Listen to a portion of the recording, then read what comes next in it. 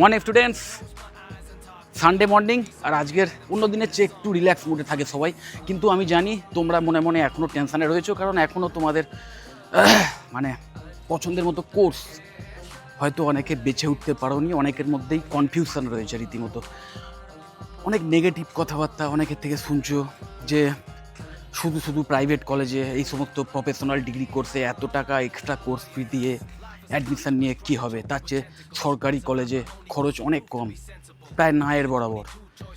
তো সেই তো গ্র্যাজুয়েশানই করতে হবে, তো সেইখানেই কর, এই টাইপের কথাবার্তা নিশ্চয়ই তোমরা অনেকে শোনো। দেখো, অবশ্যই করতে পারো, কিন্তু মনে রাখবে যে যেখানেই তুমি যে কাজটাই তুমি করতে চাও এবং তোমার অ্যাকচুয়াল মূল লক্ষ্য যেটাই হোক, মানে মেন কিন্তু সবাই চায় যে সাফল্য।